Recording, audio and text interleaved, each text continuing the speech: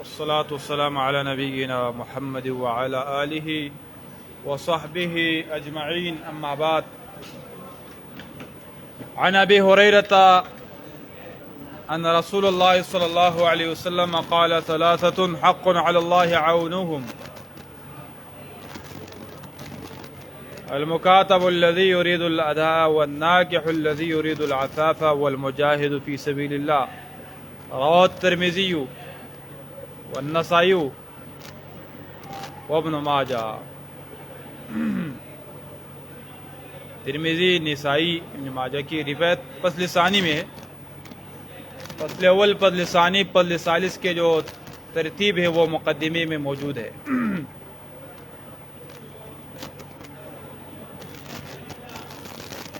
ابو ہریرہ رضی اللہ تعالیٰ عنہ کی روایت ہے کہ رسول صلی اللہ علیہ وسلم نے فرمایا کہ ثلاثۃ، تین بندے ہیں کہ حق علی اللہ عونہم، اللہ پر ان کی عون مدد حق ہے۔ یہ حق تفضلی ہے، اللہ پر کسی کا حق ورزی کوئی نہیں ہے، اللہ نے اپنے آپ کے اوپر خود لازم قرار دیا ہے، تفضلا ورحمتا۔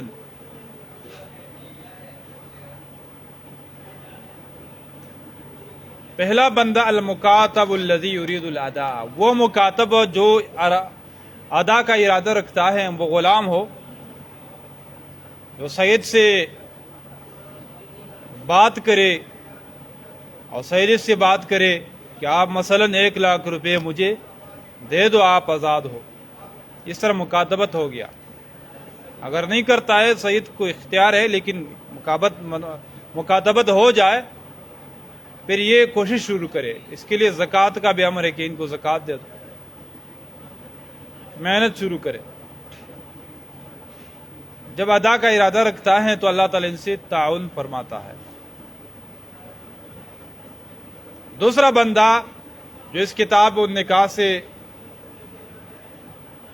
وابستہ جملہ ہے، موضوع شاہد ہے، وَالنَّاكِحُ الَّذِي يُرِيدُ الْعَفَافَ، وہ نکاح کرنے والا جو نکاح سے عفت کا ارادہ رکھتا ہے کہ میرے نظر محفوظ ہو جائے، میرے دماغ ذہن محفوظ ہو جائے اور فرج کی حفاظت ہو جائے، تو اللہ تعالیٰ اس کے ساتھ بھی تعاون فرماتا ہے۔ مہر ادا کرنے میں، شادی کی جو مصارف ہے، شادی کے بعد جو نفقہ ہے وغیرہ وغیرہ، اللہ تعالیٰ اسے دے دیتا ہے۔ بہت سے لوگ ہیں جن کے بارے میں ہمیں معلوم ہے انہوں نے شادی کی، جیب میں 1 روپے بھی نہیں تھی، شادی کرنے کے ساتھ مکان کرا کا ہے، کسی قسم کی کاروبار ان کی نہیں ہے، عام مزدوری بھی نہیں ہے، نہیں کوئی معلومات ہے ان کے ساتھ کہ مزدوری ملے گی یا نہیں ملے گی، کرایہ، مکان کا کرایہ، بجلی کا بل، گیس کا بل کچھ بھی نہیں ہے۔ 10 دن کے بعد ان کو اچھی وظیفہ، اچھی ترتیبات اللہ تعالیٰ بنا دیتا ہے۔ یہ سے لوگ ہمیں معلوم ہے بہت سارے۔ یرید العفاف، یہ شرط ہے جو عفت کا ارادہ رکھتا ہے، اللہ تعالیٰ ان سے تعاون فرماتا ہے۔ زنا سے خوف ہو، نظر کی حفاظت نہیں کر سکتا ہو، ان کو خوف ہو، ڈر ہو کہ میں گناہگار بن جاؤں گا، یرید العفاف۔ والمجاہد، تیسرا بندہ وہ مجاہد ہے فی سبیل اللہ کے راہ میں، صرف اللہ کے لیے لڑتا ہے، کفاروں سے لڑتا ہے۔ جہاد وہ ہے جو کفاروں سے، جس میں لڑائی ہو، شرائطوں کے مطابق جہاد ہو، تو اس کے ساتھ اللہ تعالیٰ تعاون فرماتا ہے۔ یہ تو کبھی شہید بھی ہوتا ہے۔ یہ بھی سوال ہے، جواب یہ ہے کہ شہادت بھی تعاون ہے ان کے ساتھ، ان کی زنکدن جو ہے وہ آسان کر دیتا ہے۔ جس طرح حدیث میں آپ پڑھتے ہیں ان کی زنکدن کتنی آسان ہے، کوئی تکلیف نہیں، ان کو जन्नत के जो मकामात पहले से दिखाए जाते हैं, मग़फ़िरत वगैरह वगैरह, अज़मत, ये सब इनके साथ ताउन है। मज़ीद ताउन बे आसमानी सुकून, फरिश्ते वगैरह ये भी आते रहेंगे। वल मजाहिदु फी सबीलिल्लाह,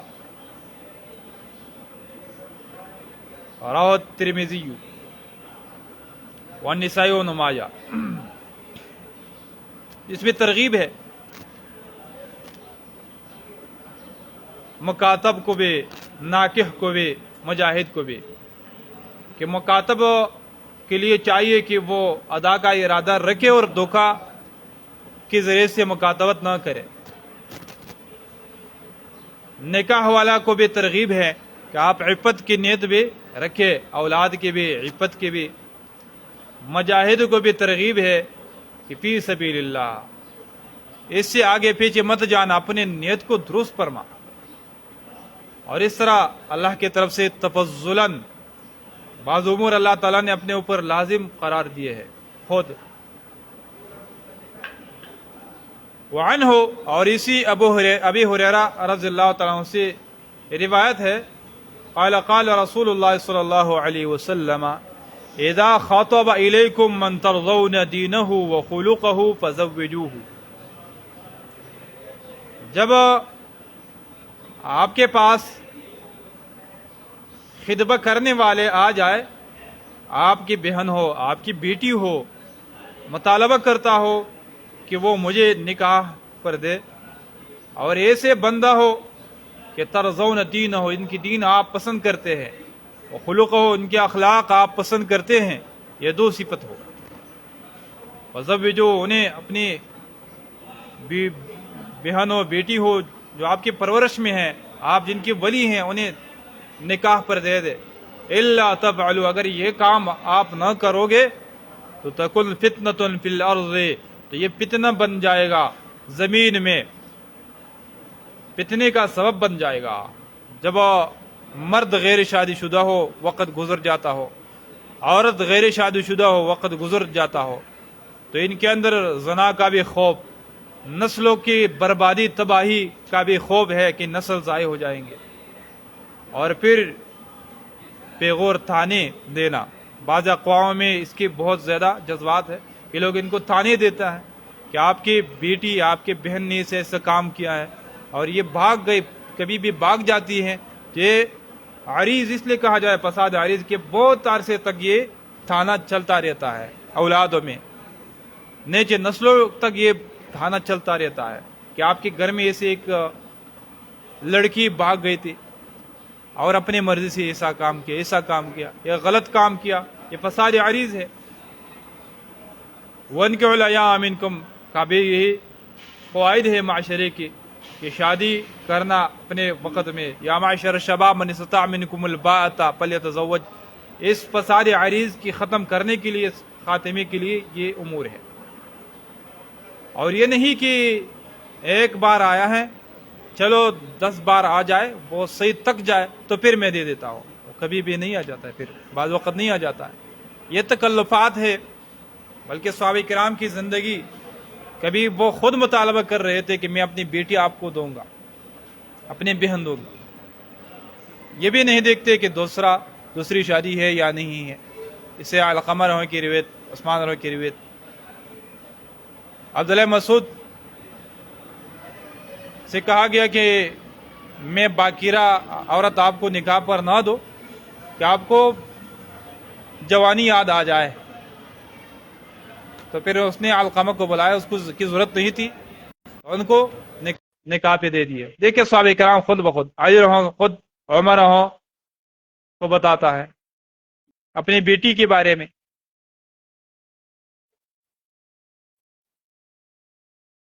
उमर खुद बताता है आगे, इज़ा ख़तबा इलैकुम मन तर्ज़ौन दीनहु व खुलुक़हु फ़ज़व्विजूहु। हदीस के फ़वाइद, पहला फायदा यह है कि जब मर्द में दो सिफत मौजूद है, दीनदारी और अखलाक, तो उन्हें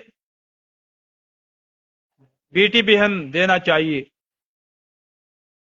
اس کے دین اس کو ظلم سے بچائے گا، اور اس کے اخلاق زندگی اچھا کر دے گا، زندگی کی معاش صحیح ہو جائے گا۔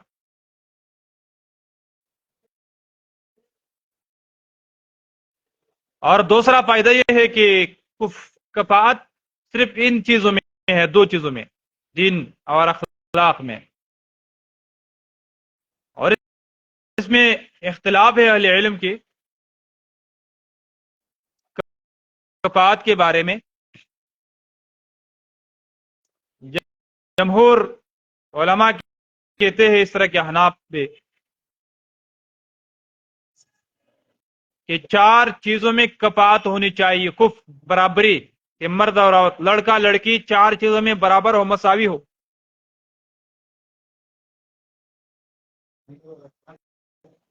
کہتے ہیں کہ چار چیزوں میں کفاءت لازم ہے۔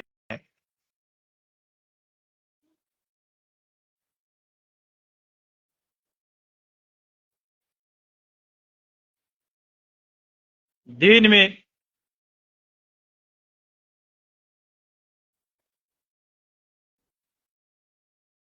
نسب،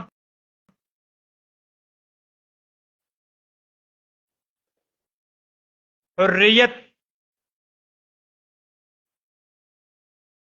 اور کام کسب۔ مثال کسی کے کام حجامت کا ہے، کسی کا کام تجارت میں ہے، کف نہیں ہے۔ لڑکی ان کے والد، ان کے گھر والے تاجر ہیں، اور یہ ان کو دیتا ہے جس کو جو حجام ہے، یہ کف نہیں ہے۔ اس طرح کام کسب، یہ چار چیزوں میں کفاءت لازم قرار دیتے ہیں۔ پھر احناف یہ بھی کہتے ہیں کہ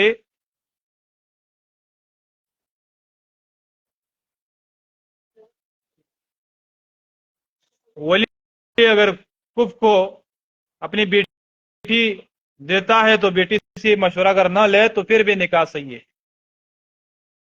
یہ تو نکاح کے شرائطوں میں ہم نے ذکر کیا کہ اس کے رضامندی لازم ہے۔ اور یہ بھی انہوں نے لکھی ہے یہ بات کہ کوئی لڑکی اگر بھاگ جائے، اپنی مرضی سے نکاح کر کے بھاگ جائے، اگر وہ کف ہو، تو ولی کے لیے اعتراض کا حق بھی نہیں ہے۔ اور کف نہ ہو تو صرف اعتراض کا حق ہے، پھر اعتراض کر سکتا ہے۔ یہ مسئلہ پہلے سے ہم نے واضح کیا ہے کہ ولی کی موجودگی جو ہے وہ اور رضا، یہ رکن ہے، اس کے بغیر نکاح باطل باطل باطل۔ تین الفاظ ہے حدیث میں، تین بار۔ اور فہی زانیۃ زانیۃ زانیۃ، یہ بھی الفاظ ہے حدیث کی، صحیح حدیث سے۔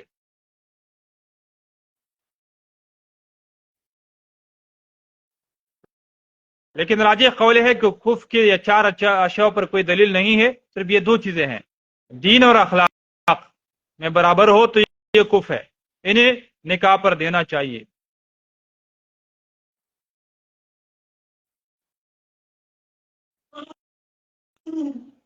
اگر یہ ایک حدیث ہے کہ العرب بعضهم اکفاء بعض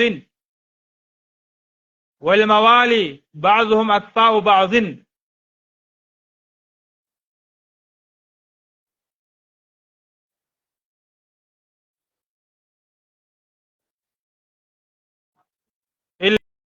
الا حجاما و حائکا، یہ روایت جو ہے یہ کمزور ہے۔ ابن جریج سے جو روایت کرتا ہے ان سے ان کی سماع ثابت نہیں ہے، بیچ میں ایک راوی حذف ہے، لم یسمع۔ علامہ ابن حجر رحمہ اللہ نے فرمایا کہ اس کے سند میں ایک راوی ہے لم یسمع، جس کا نام نہیں لیا گیا ہے۔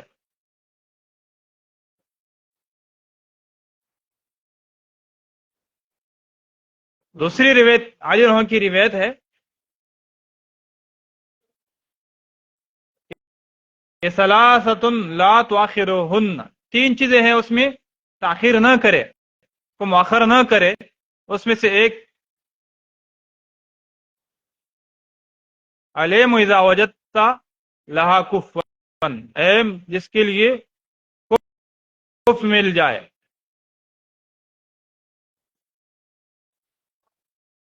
اس کف سے بھی یہ اخلاق اور دین والے مراد ہے اگر صحیح حدیث، لیکن یہ حدیث بھی کمزور ہے.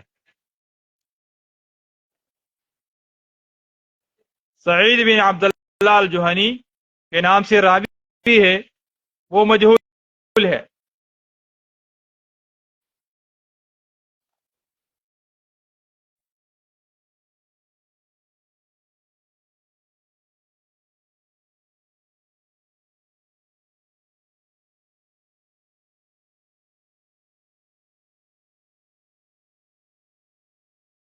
دین میں کفارات کے لیے دلائل میں سے ایک دلیل تو یہ حدیث ہے.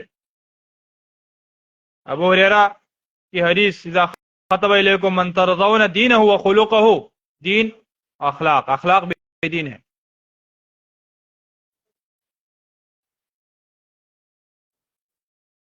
دوسری دلیل ان اکرمکم عند اللہ اتقاکم، آیات ہے.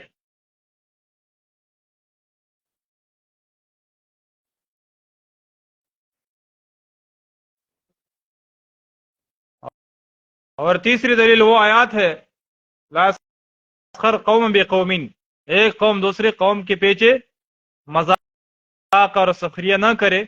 امید ہے کہ وہ ان قوم سے وہ بہتر ہو، بہتری تو تقوی کی وجہ سے ہے.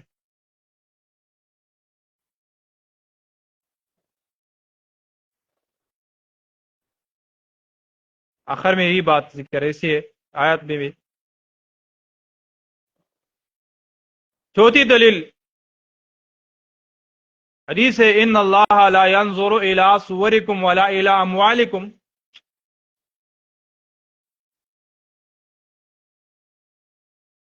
ولكن ينظر الى قلوبکم واعمالکم، رواہ مسلم.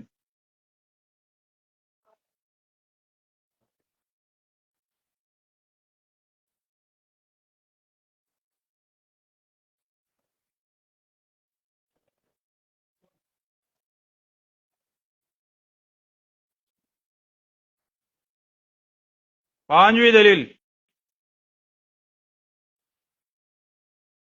رسول اللہ صلی اللہ علیہ وسلم نے خطاب فرمایا کہ انکحوا اباہن، اباہن کو نکاح پر اپنے بیٹی ہو بہن ہو جو بھی ہو وہ دے دے.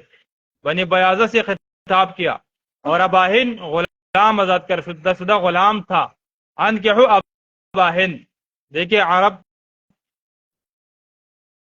نسب والے ہیں، اور ایک غلام آزاد کردہ شدہ اس سے نکاح کے بارے میں رسول اللہ نے ترغیب دے دی. چھٹی دلیل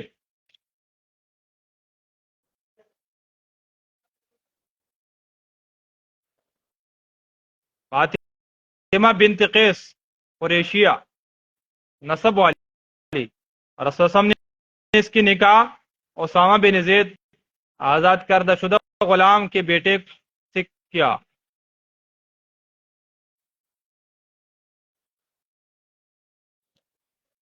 اسامہ بن زید. اس طرح زینب کے نکاح زید آزاد کردہ شدہ غلام سے.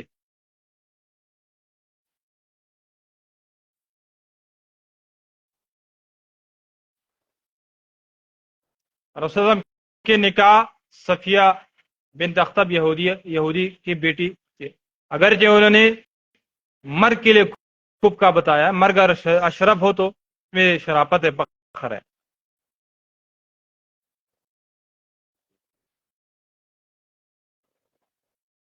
اور ایک حدیث پہلے ہم نے بتا دیا، عام ترغیب ہے عرب اور پھر قریش کے خاتونوں کے بارے میں، یہ بہترین ہے ان سے نکاح کریں، ان نکاح کی ترغیب ہے. خیر النساء رکبن الابل، ابل نساء قریش.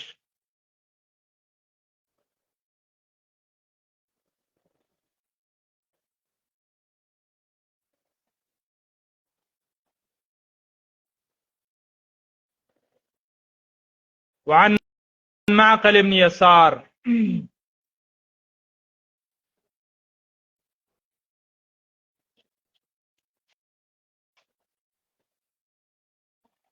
یہ تکن فتنۃ فی الارض فساد عریض کے بعض علاقوں میں بہت فتنے سے آتے ہیں، لڑائی اور اس کے قتل قتال وغیرہ، یہ آپ کو معلوم ہے۔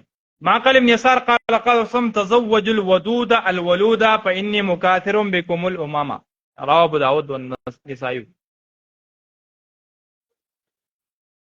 معقل ابن یسار کی روایت ہے کہ رسول اللہ صلی اللہ علیہ وسلم نے فرمایا کہ تزوج الودود الولودا، آپ ایسی عورت سے نکاح کرے جو زیادہ محبت کرنے والی ہو، اور ولود اور زیادہ بچے جنم دینے والی ہو۔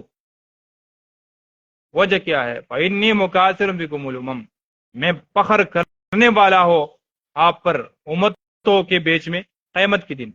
رواه داؤد نسائی۔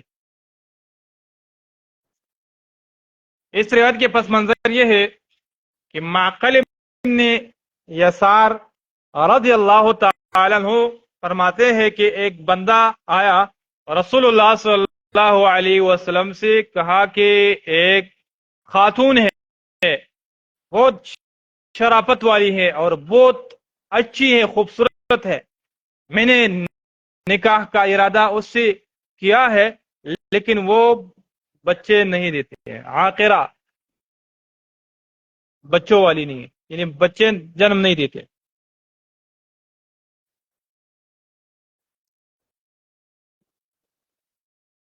تو رسول اللہ صلی اللہ علیہ وسلم نے منع کیا، اس سے شادی نہ کر، اولاد نہیں ہوتی ہے۔ پھر دوبارہ پھر سے وہ بندہ آیا، پھر سے مطالبہ کیا کہ اس سے نکاح کرنے کی اجازت دے دے، تو رسول نے پھر یہ الفاظ استعمال کیا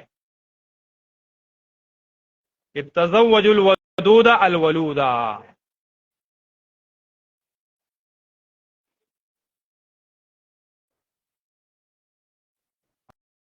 اور اس حدیث کے پہلے حدیث سے مناسبت واضح ہے کہ پہلے مرد میں دو صفت، دین اور اخلاق، اور اس میں عورت کے دو صفت، ودود الولود۔ مرد کے لیے دین کا اس لیے بتایا کہ عورت کے دین کی اگر کمی ہے تو ہونی چاہیے کہ وہ بھی دیندار ہو، پر بذات الدین تربت من، اگر کچھ کمی ہے تو مرد کر سکتا ہے کہ انہیں دین پر لگا لے، اور عورت پھر نہیں کر سکتی ہے۔ اس لیے یہود اور نصاراؤں کے جو بیٹی ہیں، بہنیں ہیں، وہ ان سے نکاح جائز ہے مرد کے لیے، کہ وہ ان کو دعوت دے سکتا ہے، اور مسلمان کے لیے جائز نہیں کہ اپنے بہن بیٹی یہود کو دے، کیونکہ وہ اس سے متاثر ہو جاتی ہے۔ پھر الودود الولود، یہ عورت کے اندر صفت ہے، الودود، محبت کرنے والی ہو۔ یہ عورت کی کمال ہے کہ شوہر سے محبت رکھتی ہیں،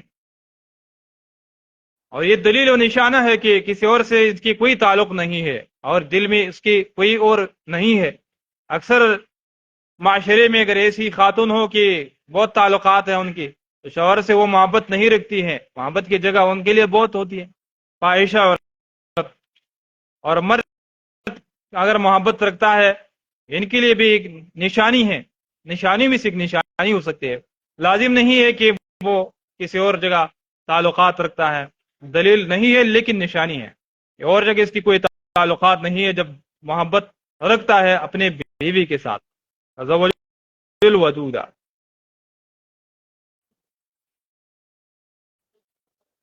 الولود، اولاد کی کثرت کی طرف ترغیب ہے اس حدیث میں۔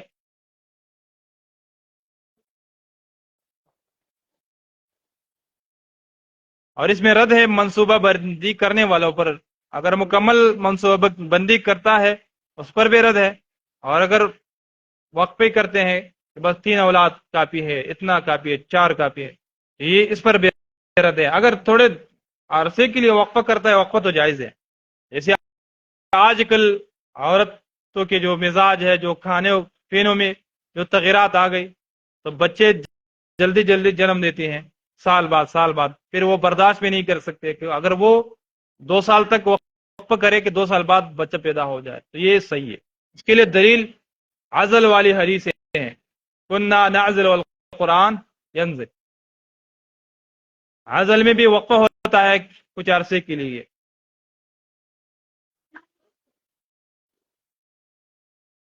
وَإِنِّي مُكَاثِرٌ بِكُمُ الْأُمَمَ، فخر کے بارے میں تو یہ حدیث ہے کہ لا فخر، فخر میں نہیں کرتا ہو، فخر کی وجہ سے یہ بات نہیں کرتا ہو کہ انا سید ولد آدم ولا فخرا، اور یہاں ہے کہ میں فخر کروں گا.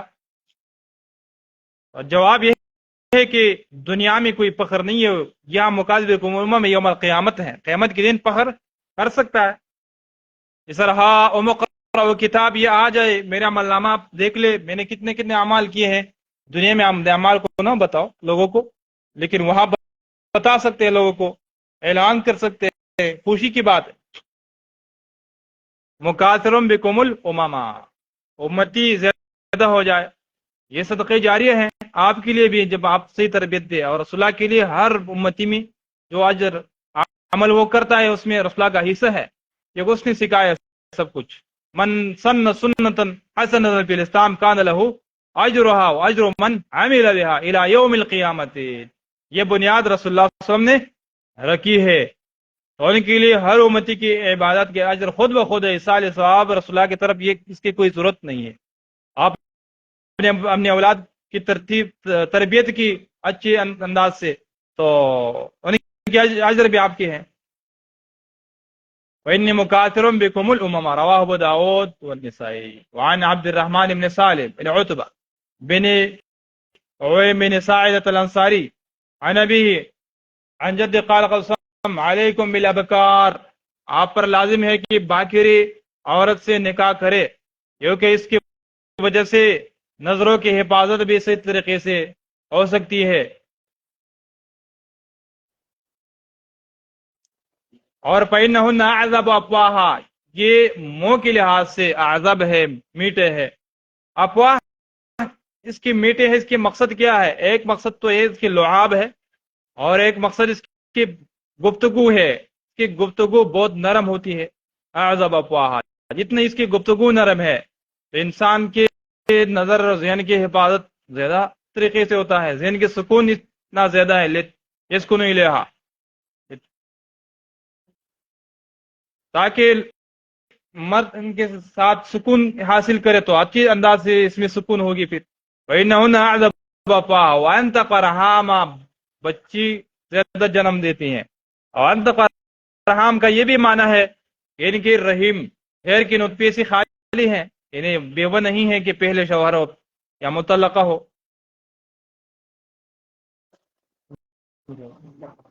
وَأَنْتَقَ رَحَامًا، اور ان کے جو رحیم ہے بچہ دانا، وہ زیادہ بچے دیتا ہے. ایک معنی یہ ہے.